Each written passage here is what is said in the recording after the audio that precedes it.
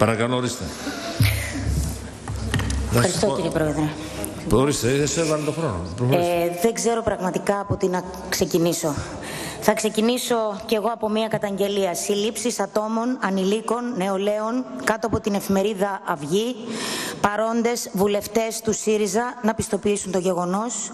Επίσης δακρυγόνα στο μετρό της Ομόνοιας, μέσα στο μετρό. Εδώ και μια εβδομάδα ζούμε ένα θρίλερ δαιμονοποίησης ενός ημιθανούς απεργού πείνας για να πετύχουμε τι?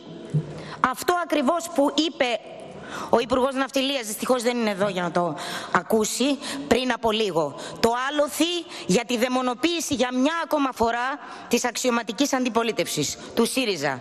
Δεν ήταν ευθυνοφοβία λοιπόν εκ μέρους σας η αποφυγή απόφασης για τις σπουδές του παιδιού. Ήταν εντεταλμένη αναλγησία με στόχο ποιος ξέρει ποια μεθόδευση. Αυτήν που ζούμε σήμερα. Ο κύριος Άδωνης Γεωργιάδης, θέλω κι εγώ να μιλήσω για σας. Δεν τρέπεται να κατηγορεί το πρωί στο τους γονείς του παιδιού δημοσίως για την κατάστασή του. Τώρα βάλτε φωτιά πάλι. Ναι, το ξέρω, αλλά είναι ένα μικρό. Μπορείτε να μου απαντήσετε στο Facebook, το έχω γράψει και εκεί. Τι έχει όμως να πει ο κύριος Βορίδης, ο Υπουργός Υγείας, για τον 4χρονο που έφυγε, που πέθανε, περιμένοντας να μετακομιστεί σε άλλο νοσοκομείο, γιατί στην πόλη του υπάρχει ένα από αυτά που διαλύσατε με τη μνημονιακή σας ιστερία. Τι έχει να πει ο Υπουργός Δημοσίας Τάξεως για τους άλλους κρατουμένους που κάνουν συμπαράσταση στον Νίκο Ρωμανό? Έχουν όλοι άδικο? Ήρεμα, κυρία συνάδελφε, ήρεμα, δεν υπάρχει λόγο. Δεν έχουν ίχνος δικαίου. Αντιμετωπίζουμε τον Νίκο Ρωμανό σαν να είναι ένα τέρας του κόσμου. Άραγε γιατί? Γιατί ο Υπουργός Δικαιοσύνης, όταν έφτασε προαδιεξόδου ως προς τα επιχειρήματα, όταν τον επισκεφθήκαμε, κατέληξε να πει «Δεν μπορώ να σας πω, αφήστε με, δεν μπορώ»? Τι δεν μπορούσε να πει? Ας το πει. Μπορεί να σώσει ένα παιδί και άλλα ακόμα. Τι κρίμα. Τι κρίμα πραγματικά να συμβαίνουν γύρω μας όλα αυτά και να πρέπει να μιλήσουμε για τον προϋπολογισμό του 2015 και μάλιστα να πρέπει τώρα να σας πω, γιατί πιστεύω πως θα διαλύσετε και άλλο τον τομέα του θεάτρου. Ότι η κυβέρνησή σας δεν ενδιαφέρεται ή έχει συνειδητά αποφασίσει να επιτρέψει να θυσιαστούν το 95% του πληθυσμού αυτής της χώρας για να συνεχίσει να καλοπερνάει το 5%, φαίνεται καθαρά από όλες σας τις ενέργειες σε όλους μας, σε όλους τους τομείς. Αυτή είναι η κοσμοθεωρία σας, αυτή είναι η ιδεολογία του νεοφιλελευθερισμού που πρεσβεύετε, αυτή είναι η υποχρέωση ίσως που έχετε αναλάβει απέναντι στους πάσης φύσεως εταίρους και ίσως εργοδότες. Αυτό που δεν μπορούσα προσωπικά να διανοηθώ, και πράγματι αυτό είναι μια δική μου αφέλεια και το αναγνωρίζω, ήταν τα όρια σας. Στο ελάχιστο χρονικό διάστημα που βρίσκομαι μέσα στη Βουλή είχα την ευκαιρία να έρθω σε επαφή και με αυτό. Και μπορώ να πω πως όταν κόψατε τις επιχορηγήσεις το 2009 δεν το κάνατε όπως νομίσαμε στην αρχή για λόγους περιστολής των δημοσίων δαπανών όπως είπατε. Ούτε για λόγους περιορισμού των ατασταλιών όπως κάποιους κάνατε να πιστεύουν. Ήταν γιατί αυτό ήταν το εύκολο. Ως μη θεσμοθετημένες αλλά ηθιμικοδικαίου δινόμενες ήταν απλό και ανέξοδο να κοπούν. Και βέβαια πλήρωσαν και αυτές το ξεπούλημα του ΟΠΑΠ. Εδίνονταν όμως κύριοι, εδίνονταν για 35 χρόνια και γίνανε πολλά θέατρα με αυτές. Αλλά θα μου πείτε και τι με αυτό?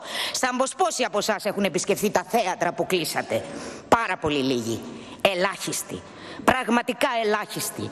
Ακόμα και οι διευθυντές των φεστιβάλ που συσσωρίζεται θεωρούν απαξιωτικό να πάνε να δούνε τις παραστάσεις. Μαθαίνουν από τους φίλους τους και από την παρέα τους αν είναι καλές.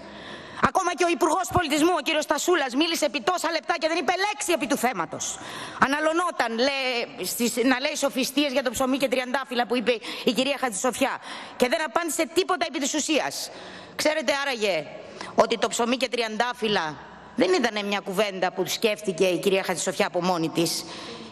Είναι ένα σύνθημα των απεργών του 1912, αλλά και μια υπέροχη ταινία ενός από τους μεγαλύτερους σκηνοθέτες του κόσμου, του Ken Loach, που έχει καταφέρει να συνδέσει την τέχνη με τον ακτιβισμό των ανθρώπων και τον αγώνα για την ιστορική αλήθεια.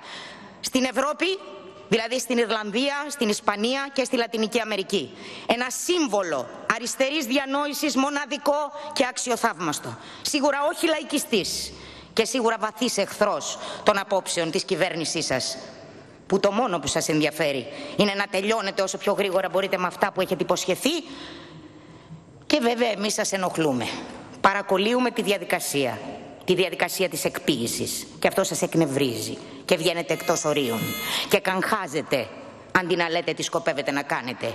Τι θα κάνετε με τα μικρά θεατράκια που εξακολουθείτε να πιέζετε να κλείσουν με εκδικητική μανία παρά τον νόμο που ψηφίσατε οι ίδιοι για την αδειοδότησή τους, αθετώντας την ίδια σας την αρχική πρόθεση. Αποκαλύπτετε ότι επειδή πρέπει να υπακούσετε σε συμφέροντα κάποιων που δεν τους ευνοεί η ύπαρξη των μικρών, κάνετε ότι δεν γνωρίζει δεξιά σας τι πει η αριστερά σας. Δηλαδή δεν γνωρίζει ο Υπουργός τι κάνει ο κύριος Καμίνης. Διόλου παράξενο.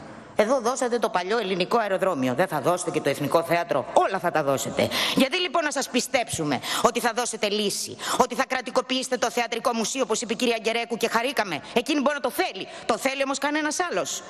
Πώς θα επιτύχετε τις εξαγγελίες που κάνατε με μείωση του ελαχίστου 0,23% στο 0,15% και μετά στο 0,12% για τον πολιτισμό? Κοροϊδευόμαστε? Και έχετε το θράσος από του βήματος αυτού να λέτε ότι φταίει η αξιωματική αντιπολίτευση που δεν βγαίνουμε από το μνημόνιο? Εσείς το είχατε συμφωνήσει να μην βγούμε ποτέ και τώρα πλασάρετε και αναστατώνετε τον κόσμο μέρες που είναι για να κερδίσετε τη συνένεση. Είστε έτοιμοι να αφήσετε να πεθάνει ένα παιδί 21 ετών για να ψηφίσουμε τον πρόεδρο και να μην πάμε σε εκλογές? Αλλά ο κόσμος δεν μπορεί να σας ακούει άλλο γιατί δεν σας πιστεύει πια.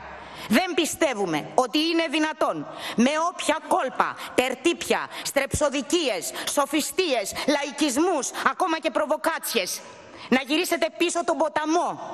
Τον ποταμό, όχι το ποτάμι.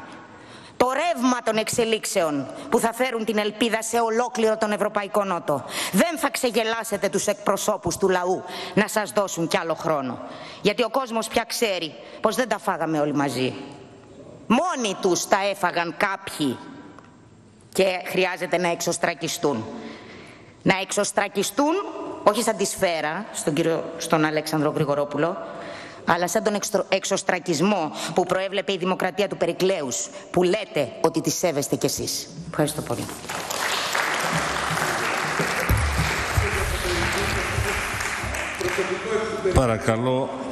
Παρακαλώ.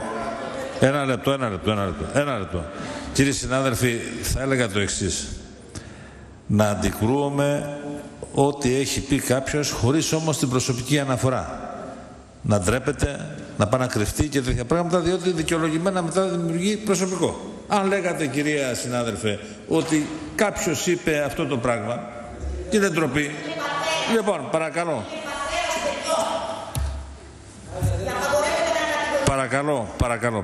Παρακαλώ. Εγώ είμαι πρόεδρος και δεν μπορώ να μιλήσω να πω τίποτα. Εντάξει, ορίστε, κύριε.